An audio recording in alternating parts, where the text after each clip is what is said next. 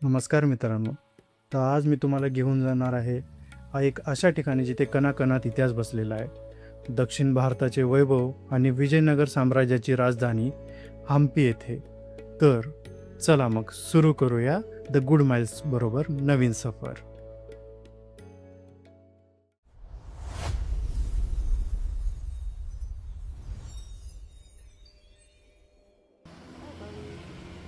सकाळचे 5:30 वाजले होते आणि आम्ही हॉस्पेटच्या हॉटेलमधून निघालो आहे आमच्या नेक्स्ट पॉईंटकडे, तो म्हणजे हम्पी.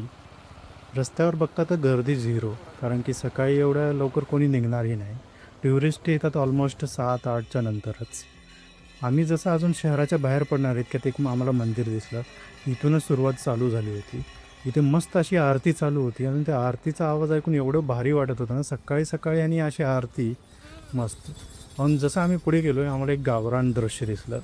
ह्या गावरान दृश्य म्हणजे काय, एवढ्या सकाळी उठून कष्ट करणार कोणता, तो फक्त शेतकरीच. आपण तर कधी करू शकत नाही, हे मला माहीतच आहे.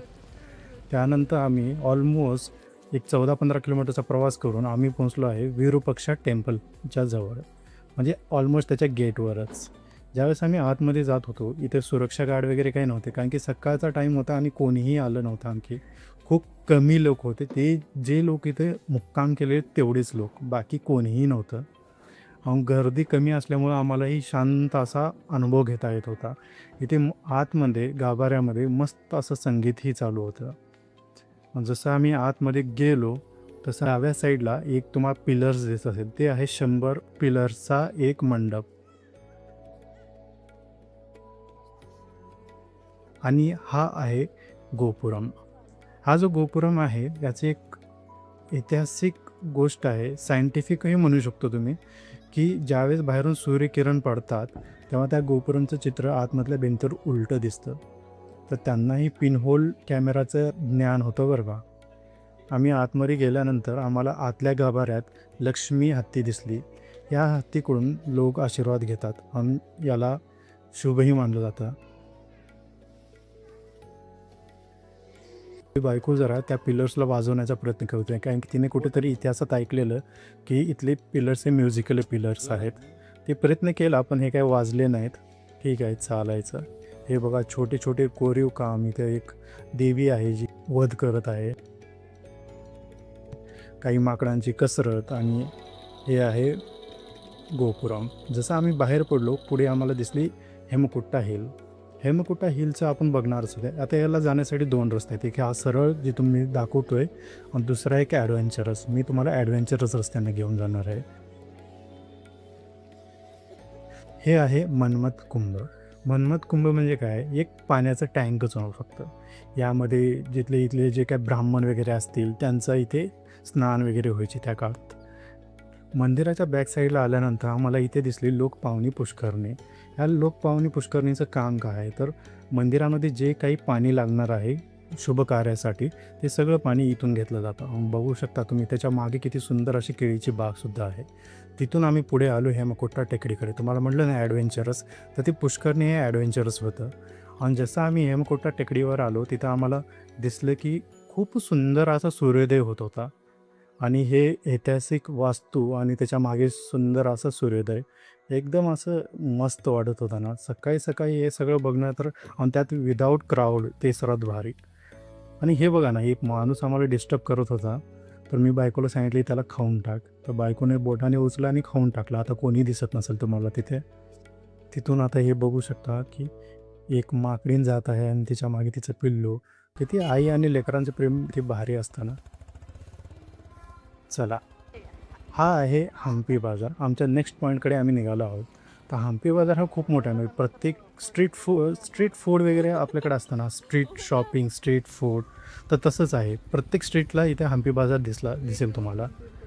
पुढे जर स्ट्रेट गेलात तुम्ही तर आणखी खूप सारे स्टोअर्स दिसतील त्या काळातले. आणि सरळ जर तुम्ही बघत असाल त्या मंदिराच्या इथे टेकडी दिसत आहे, ती आहे मातंगा हिल्स. तर त्या मातंगा हिल्सला कुठून जायचं, तर ह्या स्ट्रीट रोडने जर गेलात तुम्ही तर मातंगा हिल्सवर जाण्यासाठी तुम्हाला रोड आहे. पण आम्ही तिकडे नाही जाणार, आम्ही जाणार लेफ्ट साईडला, कारण की आपल्याला काहीतरी करायचं आहे ॲडव्हेंचरस. आपण साधा रस्ता चूज करायचाच नाही हो. आता आम्ही इथून जात असताना आम्हाला काही माकडांची पळापळ दिसत होती. सकाळ सकाळ झाली होती, प्रत्येकाला आपलं आपलं जगायचं होतं. सो ते त्यांची पळापळ चालू होती खाण्यापिण्यासाठी, इकडं तिकडं आराम करण्यासाठी. त्यांची गँग बनवत होते. तिथं आम्ही गाडी पार्क केली आणि आम्ही निघालो पुढे. किती खूप मोठे दगड आहेत ना. पलीकडं तुम्हाला जरा पाणी वगैरे दिसत असेल, तिथं आपण जाणारच आहोत. ही आहे एक नदी. त्या नदीचं नाव आहे तुंगभद्रा नदी. तर त्याचा इतिहास मी सांगणारच आहे. आम्हाला तिकडं जाण्यासाठी आम्हाला एक छोटेसे दगडाची एक गुफा होती. त्या गुफेला पार करून आम्हाला तिकडं जावं लागत होतं. दुसरा कोणता रस्ता नाही. सो तुम्हीही कधी आला तर तुम्हालाही असंच जावं लागणार. आणि इथं तुम्हाला एंट्रीवर एक छोटीशी मूर्ती आहे, ती तुम्हाला स्वागत करत असेल. ज्यावेळेस तुम्ही तिथून बाहेर पडता, तर पुढे एक सुंदर अशी नदी आहे. त्या नदीचं नाव आहे तुंगभद्रा. मी पहिलं सांगितलेलंच होतं, पण आता त्याला जरा विस्तारानं सांगतो. तुंगभद्रा असे 2 नदी आहेत, तुंग आणि भद्रा. ह्या दोघांचा जेव्हा संगम होतो आणि एक नदी तयार होते, ती आहे तुंगभद्रा. इथे सर्वात फेमस आहे ते कोरॅकल राईड. कोरॅकल राईड म्हणजे काय? छोट्या-छोट्या अशा टोपल्यासारख्या जहाज म्हणू शकत नाही, होड्या, आणि त्या होड्यामध्ये बसून प्रवास करणे म्हणजे काय? कोरॅकल राईड. आणि ते बघता बघता आम्हाला एक आजी आजोबा दिसले. ह्या काळातही एवढं प्रेम, म्हणजे त्यांच्याशिवाय ते आजोबा पुढे जात नव्हते. एवढे ॲडव्हेंचरस ट्रेक ह्या काळात चांगलं आहे. असंच माणसानं पाहिजे. तुम्हाला जे कोरॅकल सांगत होतो, हे कोरॅकल्स आहेत, छोट्या छोट्या तबकड्या. ओके. आणि पलीकडे खूप सारे मोठे मोठे दगड पडले होते. हनुमान, सुग्रीव आणि सीता, राम, लक्ष्मण या सगळ्यांची सीता म्हणू शकत नाही, राम लक्ष्मण यांची भेट इथंच झाली होती, ह्याच पॉईंटवर.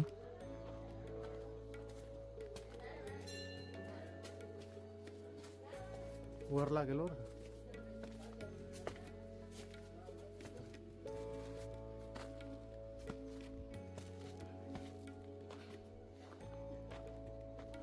हे आहे सूर्यनारायण स्वामी मंदिर. इथे हम्पीमध्ये तुम्हाला महादेव आणि विष्णू या दोघांचे मूर्त्या खूप दिसतील, वेगवेगळ्या रूपात दिसतील, not in a single form, पण वेगवेगळ्या फॉर्म्समध्ये दिसतील. तुम्हाला म्हणत होतो ना मातंगा हिल, तुम्ही स्ट्रेट गेला तर तुम्ही इथं पोहोचला असाल, पण आमच्याकडे तेवढा टाईम नव्हता, आम्हाला पुढे आणि खूप काही काही बघायचं होतं. सो आम्ही त्या टेकडीवर काही गेलो नाही. हे आहे दुसरं एक मंदिर, अच्युतराय टेम्पल. अच्युतराय टेम्पल झाल्यानंतर आम्ही पुढे गेलो आणि तिथं होतं वराहस्वामी टेम्पल. वराहस्वामी म्हणजे काय? आपल्या विष्णूचं एक अवतार, वराह अवतार. त्यांचं एक छोटंसं टेम्पल होतं. प्रत्येक गोष्टीमध्ये इतिहास आहे इथे. आणि तुम्ही जर ह्या पॉईंटला येऊन जर बघितलात तर तुम्हाला विरूपाक्षा टेम्पलसुद्धा दिसेल, जिथं आपण सकाळी 6ला व्हिजिट केली होती. पुन्हा बाकी छोटे छोटे टेम्पल्स होते, एक मोठा दगड आणि त्यावर कोरलेले टेम्पल. आणि ही आहे सुग्रीवाची गुफा. ह्या सुग्रीवाच्या गुफेचं एक महत्त्व काय म्हणजे, ज्यावेळेस सीतेला रावण पळून घेऊन जात होता, त्यावेळेस सीता माता एक एक दागिना टाकत होती. त्यातला एक दागिना ह्या गुफेमध्ये येऊन पडला होता. त्याहूनच सुग्रीवाला कळालं की इकडून म्हणजे सीता मातेला इथून पळवून घेऊन गेलेला आहे, म्हणजे या एरियातून. तर त्यानुसारच रामाची शोधाशोध चालू होती, श्रीरामाची. हे आहे जिथे सुग्रीव राहत होते. सुग्रीव माहीतच असेल ना, ह्या एरियाला किष्किंधा नगरीसुद्धा म्हटली जाते, की त्या काळात ज्यावेळेस राम लक्ष्मण होते त्या काळात किष्किंधा नगरीसुद्धा म्हटलं जात होतं. जिथे राम किंवा सुग्रीव, हनुमान जिथे येऊन गेले तिथं जर जायचा चान्स भेटला तर किती पुण्याचं काम आहे ना. आता आम्ही पुढे निघत आहोत आमच्या सर्वात मेन पॉईंटकडे, जे प्रत्येक हम्पीमध्ये येणाऱ्या माणसाला व्हिजिट करायचाच असतो. तिकडे जाण्यासाठी आम्ही निघालो आणि जातानाही खूप साऱ्या वास्तू लागल्या. ह्या वास्तूला बघता तुम्ही बघू शकता की किती सुंदर असे कोरीव काम केलेलं आहे. आणि ते पण प्रत्येक दगडावर. असं नाही की कोणता दगड सुटला, प्रत्येक दगड, म्हणजे एकहीच दगड त्यांनी सोडला नाही. ज्या दगडाला धक्का लावला तिथे काहीतरी कोरीवकाम झालेलंच आहे. हे आहे 4 पिलर्स. ॲक्च्युली हे 4 पिलर्स असं काही स्पेसिफिक नाही आहे, पण त्याच्यावर एक मंडप होतं. ते मंडप मे बी कशानं ते पाडलं असणार किंवा पडलं असणार. आता फक्त तिथं 4 पिलर्स राहिले आहेत. तर बायकोकडे मी सगळं वजं दिलं आणि मी शूट करत निघालो. आता आमचा लास्ट पॉईंट एकदम जवळ आलेला आहे. नॉट लास्ट पॉईंट, पण आमचा जो मेन पॉईंट आम्हाला जो बघायचा होता त्याच्या एकदम आम्ही क्लोज पोहोचलो आहे. आम्ही जसं जसं जातो आहे, डोअर तर आम्हाला दिसत आहे, आम्हाला त्याची उत्सुकता वाढत होती. हे तुम्ही प्रत्येकाने अनुभवलंच पाहिजे, कारण की ह्या रोडने कोणी येत नाही. जवळपास 1.5 किलोमीटर आम्ही चालत आलो आहे. तुंगभद्रा नदीच्या जिथं आम्ही गाडी पार्क केली आहे तिथून इथपर्यंत चालत आलो आहे. ते पण सगळं वजं घेऊन यायला. ही एक आमची ॲडव्हेंचरस ट्रिप जी आहे ना, ते नक्कीच अनुभवा. असं करून बघितल्याशिवाय काही मजाही येणार नाही. आम्ही इथून बघतोय तर काय, आता मंदिराचा दरवाजा बंद होता. अरे म्हणलं एवढ्या लांब येऊन पण मंदिराचा दरवाजा बंद कसं काय? मे बी ओपन झालं नसणार. यात बायको पण खूप शॉक झाली, आता करायचं तरी काय? पण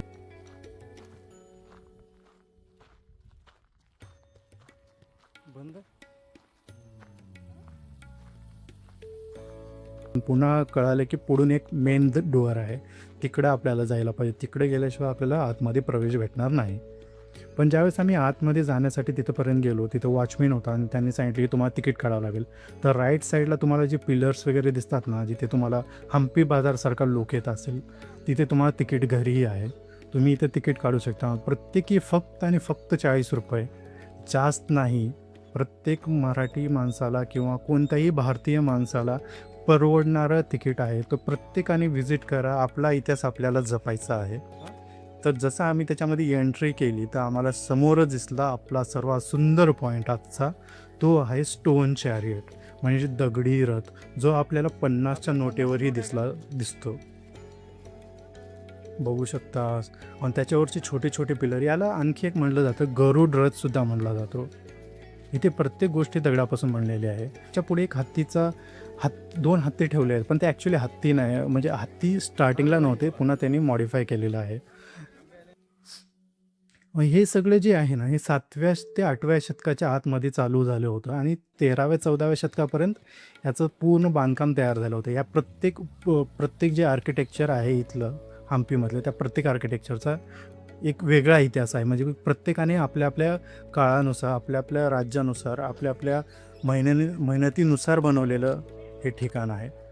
इथे आम्ही ज्यावेळेस विठ्ठल मंदिरात गेलो, विजया विठ्ठल मंदिर, जे तुम्हाला म्हणत होतो की एक सुंदर पॉईंट असणार आहे पुढचा, जो आमचा मेन पॉईंट असणार आहे, ते चॅरिट झाल्यानंतर त्याच्या मागेच एक आहे विठ्ठल मंदिर. हे विठ्ठल मंदिराचा इतिहास आपल्याला माहीतच आहे. ज्यावेळेस काही लोकांनी हे मंदिर उद्ध्वस्त करायचा प्रयत्न केला, त्यावेळेस विजयनगरच्या राजाने ठरवलं की आपण इथली मूर्ती हलवली पाहिजे आणि इथली मूर्ती हलवून त्यांनी पंढरपूरमध्ये स्थापित केली. तर आता सध्या इथं तुम्ही गाभाऱ्यात जाऊन बघितलात ना, तुम्हाला फक्त तिथं टेबल दिसतील ज्यावर मूर्ती होती, पण मूर्ती नाही आहे. सो इथे मूर्ती नसल्यामुळे इथे तुम्हाला चप्पल वगैरे घालून जाण्यासाठी परवानगी आहे. इथे तुम्हाला कोणीही काहीही बोलणार नाही. तर प्रत्येकाची श्रद्धा असते, कोण घालून जाईल चप्पल, कोण नाही घालणार, ते ठरवू शकता तुम्हीच. इथे स्कूल ट्रिपही आली आहे. जिथं जिथं आत्तापर्यंत आम्हाला ट्रिपमध्ये स्कूल ट्रिप भेटल्या तिथं खूप सारा दंगा झालेला आहे. लहान लहान मुलांचं कसं असतं, जिथं जिथं कोणी बघणारं नसतं तिथं दंगा करायला त्यांना आवडतंच.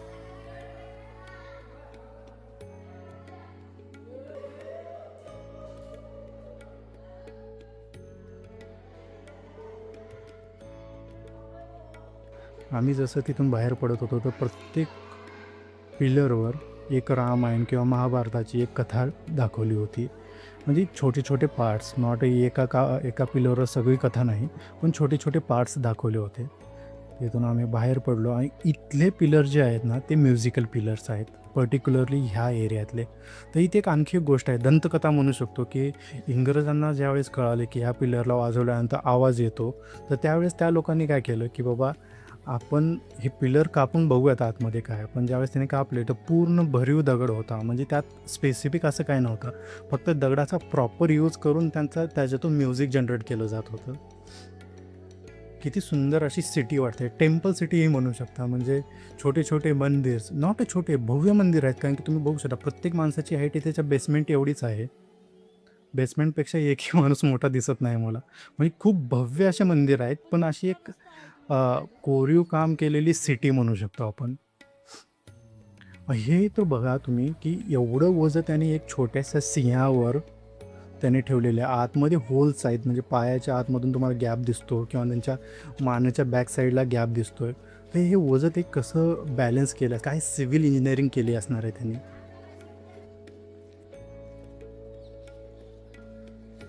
त्या काळात तेवढे हुशार होते. तुम्हाला जे तिकीट घर सांगितलं होतं, आज जिथून बाहेर पडल्यानंतर तुम्हाला तिकीट घर इथे दिसेल. हा आहे किंग्स बॅलन्स. किंग बॅलन्स म्हणजे काय, जिथे राजाची वजन केलं जायचं आणि त्यानुसार सोनं चांदी वगैरे दिलं जायचं, प्रजेमध्ये वाटलं जायचं. आणि हे आहे दगड, विखुरलेले दगड. ह्या दगडांचा इतिहास काय, तर जिथे बाली आणि सुग्रीवचं ज्यावेळेस युद्ध झालं, त्या दोघांनी एकमेकावर दगड फेकून मारले. तर हे जे दगड पडलेले आहेत ना, हे दगड त्यांचेच आहेत. हे आहे अंजनाद्री पर्वत. अंजनाद्री पर्वतचा इतिहास म्हणजे काय, जिथे हनुमानाचा जन्म झाला ते पर्वत. तिथून आम्ही रिटर्न बॅक आलो तुंगभद्रा नदीच्या काठी, कारण की आम्हाला कोरॅकल राईड मिस करायची नव्हती. एवढ्या दूर आलो तर कोरॅकल राईड तर करून जाणारच, पण ही 9-9:30च्या दरम्यान ओपन होणार होती, आम्हाला हे कळालं होतं. सो आम्ही बाकीचं सगळं बघून घेतलं आणि इथं आलो कोरॅकल राईडला. ज्यावेळेस आम्ही कोरॅकल राईडला घेतलो तिथं 2 पॅकेजेस होते. अजून आता सध्या सीझन असल्यामुळे जरा कॉस्टलियर होते. ठीक आहे, बाकी इतर टायमाला तर तुम्हाला 100, 200, 250, 300 या दरम्यान भेटतील, पण आता सध्या सीझन असले त्यांनाही त्यांचा फायदा करून घ्यायचा आहे. तर त्यांनी 500 आणि 1000 असे 2 पॅकेजेस होते. 500मध्ये तुम्हाला जस्ट फिरवून आणलं जाईल, 1000मध्ये तुम्हाला तिथे उतरावलंही जाईल. उतरावून काय तेच आपले कोटिलिंग मंदिर आणि 1-2 मंदिर आहेत, ते मंदिर दाखवून तुम्हाला रिटर्न आणलं जाईल. तेही तुम्हाला मी दाखवणारच आहे व्हिडिओमध्ये. आम्ही कोरॅकलमध्ये बसल्यानंतर तिथं बाकीचे काही टुरिस्ट आले होते आणि शेअर्ड कोरॅकल असते. जर तुम्हाला ग्रुप करून जायचं असेल तर ग्रुपमध्येही भेटू शकते, पण आता ही आमची शेअर्ड होती कारण की आम्ही दोघंच होतो आणि पूर्ण दोघांसाठी एक कोरॅकल करण्यात काय अर्थच नाही ना. मग आम्ही शेअर्डमध्येच गेलो होतो आणि त्यांना मी सांगत होतो की आम्ही कुठं व्हिजिट केलं, तुम्हाला किती किलोमीटर चालावं लागेल किंवा किती काय काय करावं लागेल, कोणत्या ठिकाणी जायचं आहे, कोणत्या ठिकाणी कोणते पॉईंट्स आहेत, कोणते इम्पॉर्टंट पॉईंट्स आहेत जे तुम्हाला व्हिजिट केलेच पाहिजेत, ह्या सगळ्यांची माहिती त्यांना देत होतो. कारण की ते म्हणजे खूप उशिरा आले होते, जवळपास 9-9:15ला ते इथं पोहोचले होते आणि त्यांना मी सांगत होतो की काय काय करायला पाहिजे, तुम्हाला आणखी किती वेळ आहे आणि किती वेळात तुम्ही काय अचीव करू शकता, कोणते कोणते पॉईंट्स व्हिजिट करू शकता. आणखी एक गोष्ट म्हणजे आमची मोबाईलची चार्जिंग संपली होती. ते आम्हाला इन्सिस्ट करत होते की आम्ही त्यांचा फोटो काढावा. पण ठीक आहे, आम्ही काढले खूप फोटोज, व्हिडिओज आणि त्या भैयांना जे कोरॅकल चालवत होते त्यांना म्हटलं की तुम्ही थकले असाल तर मला पण द्या 2 मिनिट, मी पण चालवून बघतो. आणि जोपर्यंत माणूस विचारत नाही ना तोपर्यंत माणसाला काही भेटत नाही. माझे आणखी 1-2 अनुभव तुम्हाला सांगतो की मी फर्स्ट टाईम जेव्हा प्लेनचा प्रवास करत होतो त्यावेळेस सगळी उतरली, पण मी म्हटलं की एअर हॉस्टेसला विचारलं की मला एकदा कॅबिन व्हिजिट करायची आहे आणि त्यांनी मला परमिशन दिली. मी डायरेक्ट कॅबिनमध्ये गेलो, व्हिजिट केली, त्या पायलट्सला आणि बोललो. तो माझा एक विस्मरणीय क्षण होता. तसंच यांनाही म्हटलं की मला कोरॅकल चालवून बघायचं आहे आणि जोपर्यंत तुम्ही स्वतः विचारत नाही तोपर्यंत काय होत नाही. हे आहे कोटिलिंग मंदिर आणि त्याच्या समोर, एक्झॅक्टली समोर एक नंदीची मूर्ती आहे. म्हणजे तुम्ही विचार करू शकता की काय विजनरी असेल की एका नदीच्या एका साईडला नंदीची मूर्ती ठेवली आणि दुसऱ्या साईडला कोटिलिंग शिवलिंग ठेवले. इथे एक आणखी गोष्ट आहे की ज्यावेळेस तुम्ही इथं पोहोचता तर आम्हाला पलीकडे पण कोरॅकल दिसत होते तर नदीच्या दुसऱ्या बाजूला. जे आम्ही त्यांना विचारलं की हे काय आहे, ह्याने इकडून का तुम्ही जात नाही? तर ते बोलत होते की प्रत्येकाला एक कॉन्ट्रॅक्ट दिलेला आहे की प्रत्येक लोकेशनला प्रत्येकाचं कॉन्ट्रॅक्ट असणार. त्यांनी तिथूनच तुम्हाला टुरिस्ट पिकअप करायचे, बाकी कुठल्याही तुम्हाला जाता येणार. जसं आपल्याकडे ऑटो पॉईंट्स असतात, टॅक्सी पॉईंट असतात, तसंच इथे कोरॅकल पॉईंट्स पण आहेत. प्रत्येकाला त्यांना कॉन्ट्रॅक्ट भेटलेला आहे, त्याने आपल्या कॉन्ट्रॅक्टनुसार तिथं जायचं. हे दगड एकमेकावर कसे बसले असतील हे एक आश्चर्यच म्हणायचं आणि कधी पडतील काय सांगता येत नाही, पण एवढे दिवस टिकलेत म्हणजे अजूनही टिकणारच आहेत. हेच तर बघण्यात सर्वात जास्त मजा आहे. आम्हाला इथे आतमध्ये जायचं होतं पण हे हात धरल्यामुळे आम्हाला जाता येत नव्हतं. सो आम्ही थोडा हात खाली घेतला कारण की होडीला तेवढं स्पीड भेटत नव्हती. तिथं आम्ही काही फोटोज वगैरे काढले, व्हिडिओज काढले. एकदम मस्त असा सीन होता कारण की एकदम खूप मोठा असा दगड हातात उचलल्यासारखा वाटत होता. ज्यावेळेस आम्ही एंट्री करत होतो इथे त्यावेळेस आम्हाला एक दुसरी कोरॅकल असं गोल गोल फिरवताना दिसली.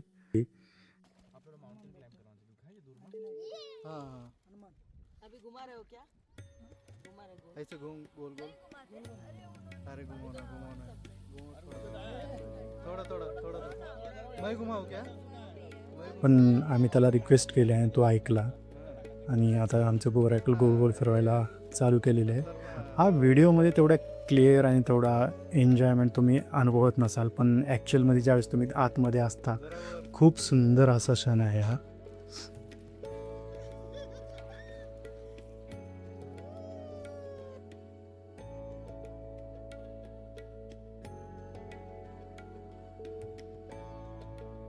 काही पक्षी इथे नदीकाठी एकदम चिल करत होते आणि माकडांचा इथे मस्त गॉसिप चालू होतं. कोरायकल राईड संपलेली आहे. आम्ही गेलो पुढे पोटपूजा करायला. गाडी काढली आणि पुढे गेल्यानंतर एक छोटंसं हॉटेल लागलं. तिथं मस्त असा सुगंध येत होता आप्प्यांचा. आप्पे आम्ही ऑर्डर केली आणि तोपर्यंत गाडीचा व्हिडिओ काढला. आता इथे आणखी एक गोष्ट सांगायची म्हटलं, तुम्हाला एक बॅग दिसत असेल गाडीवर. ती बॅग आम्ही इथं लावून जवळपास 3 तास फिरून आलो आहे. गाडीवरच होती. कोणीही टच केलं नाही. नाही माकडांनी, नाही माणसांनी. हे एक आम्हाला भारी वाटलं. म्हणजे एवढ्या टुरिस्ट प्लेसमध्ये माझी बॅग सेफ होती. कोणीही टच केलेलं नाही. ह्या काकूनी आप्पेनी एवढे टेस्टी बनवले होते. नाश्ता केल्यानंतर आम्ही निघालो आता नेक्स्ट प्रवासासाठी. तर इथून आम्हाला जवळपास 8 ते 10 किलोमीटर आम्हाला प्रवास करायचा होता आणि तिथे जाताना खूप साऱ्या वाचू लागल्या. त्यातलं एक हे कृष्णा मंदिर खूप सुंदर होतं. इथं आम्ही जास्त वेळ थांबलो नाही. आम्ही जस्ट बाहेरूनच व्हिजिट केलं कारण की आम्हाला वाटलं गेट बंद होते, पण नंतर काय आहे की ते गेट ॲक्च्युलीमध्ये ओपन होते. आतमध्ये प्रवेश होता. पुन्हा त्यानंतर पुढे आल्यानंतर पुन्हा कळालं की अरे अरे इथे तर ट्रॅफिक चालू झाली कारण की आता 10 वाजलेले आहेत. खूप सारे टुरिस्ट आले आहेत आणि जसं टुरिस्ट वाढत होते तसं गर्दीही वाढत चालली होती. आता तुम्हाला एकदम हिरवळ जाणवत असेल. एवढ्या वेळ तुम्हाला जरा दुष्काळ वाटत असणार. लाल कलरचे दगड, लाल कलरची माती, पुन्हा जास्त पाणी वगैरे फक्त नदी सोडली तर बाकी कुठं जास्त पाणी वगैरे दिसलं नसणार आणि जरा सुकं वाटत असणार. पण आता ह्या साईडला पहा सगळीकडे तुम्हाला हिरवळ दिसेल. तर हे जे कॉम्बिनेशन आहे ना एकदम सुंदर असं कॉम्बिनेशन होतं. आता आम्ही पोहोचलो आहे नरसिंह मंदिराच्या जवळ. नरसिंह मंदिर म्हणजे काय, लक्ष्मीनारायण मंदिर हे म्हटलं जातं किंवा उग्र नरसिंह मंदिरसुद्धा म्हटलं जातं. ह्या मूर्तीची उंची जवळपास 6.7 मीटर एवढी आहे. सो खूप सुंदर मूर्ती होती. तिथं आम्ही जरा एन्जॉय केला, फोटो सेशन वगैरे केला आणि तिथून आम्ही निघालो आमच्या नेक्स्ट पॉईंटकडे. आमचा नेक्स्ट पॉईंट होता क्वीन्स पॅलेस म्हणजे काय, ज्यावेळेस आपलं हे सगळं जे होतं ते हिंदू स्ट्रक्चर होतं. आता हे एक मुस्लिम स्ट्रक्चर आहे. मुस्लिम राजाने बांधलेले स्ट्रक्चर आहे. तर त्या काळात त्या लोकांनी AC जनरेट केला होता. म्हणजे AC कसा, तर इथले जे वॉल्स आहेत ना त्या वॉल्समध्ये त्यांनी पाणी जाण्यासाठी एक पाईपलाईन केली होती. अजून त्या पाण्याच्या पाईपलाईनमुळे आतमधलं जे वातावरण आहे ते खूप थंड राहायचं. म्हणजे काय सायन्स बाळगायचे त्या काळाचे लोक. आपल्यासारखं नाही की जस्ट पुस्तकी ज्ञान, मार्क्स घ्या, विषय क्लोज, एकदा परीक्षा झाली पास झालो विषय क्लोज. तसं नाही, ते प्रत्येकजण प्रॅक्टिकली अनुभव करायचा, त्या गोष्टी दैनंदिन जीवनामध्ये उतरवायचा.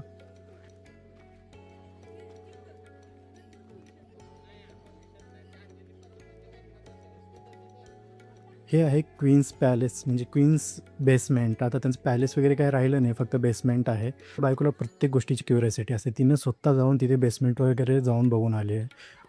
माझी काय तेवढी काही इच्छा नव्हती. मला लोटस महाल बघायचं होतं. हा आहे लोटस महाल. खूप सुंदर असं कोरीव काम होतं इथेही. त्यानंतर आम्ही पुढे निघालो एलिफंट स्टेबलकडे, जो आतमधूनच जाणारा रोड आहे. तुम्हाला रिटर्न यायची गरज नाही. जसं तुम्ही पुढे जाल हे आहे एलिफंट स्टेबल, जिथे राजांचे किंवा राणींचे जे काही हत्ती असतील ते इथे ठेवले जातील. आणि त्याच्या साईडलाच आहे गार्ड हाऊस म्हणजे काय, जिथे आता इथे हत्ती वगैरे आहेत तर यांची कोणतरी सेवा केली पाहिजे, यांना कोणतं संरक्षण दिलं पाहिजे, तर त्यासाठी तिथे हाऊस होतं. आणि तिथून लास्ट पॉईंट होता आमचा रंगनाथ स्वामी मंदिर. छोटंसं मंदिर आहे हे. मला ते यात जरा काही गोष्टी अशा वाटल्या की आणखी बनवत होते. म्हणजे आता आणखी कोरीव काम करून जो पार्ट तुटलेला आहे ते लोक जोडत होते. पण काही ठिकाणी ओल्ड स्ट्रक्चरसुद्धा होती. हे एकमेकांच्या दोषातून एकमेकाची नासधूस करण्यात आली मंदिरांची, पण काही लोकांनी ते जपलं. इथेही प्रत्येक पिलावर त्याचा एक स्वतःचा वेगळा इतिहास आहे. ज्यावेळेस तुम्ही हम्पी व्हिजिट कराल ना, तुम्हाला अख्खं महाभारत रामायण पूर्णपणे कळून जाईल. छोट्या स्टोऱ्या आहेत, मस्त अशा स्टोऱ्या आहेत. इतिहास तुम्हाला पूर्ण जागा करूनच सोडतील. तर आजचा हा हम्पीचा प्रवास आम्ही इथे उरकलेला आहे. आम्ही खूप कमी काळात खूप काही गोष्टी बघितल्या, त्यामुळे आम्हाला डिटेलमध्ये जाता आलं नाही. पण तुम्हीही ही सेम आयटरनरी वापरून तुम्ही फक्त 6 तासात पूर्ण हम्पी बघू शकता. ॲटलिस्ट 3-4 दिवस लागतात, पण 6 तासात कसं बघायचं हे जर तुम्हाला जाणून घ्यायचं असेल तर हे आयटरनरी सर्वात बेस्ट आहे. सगळे पॉईंट आम्ही कव्हर केलेले आहेत. चला तर आपण द एंड करूया आजच्या सफरचा. Thank you so much.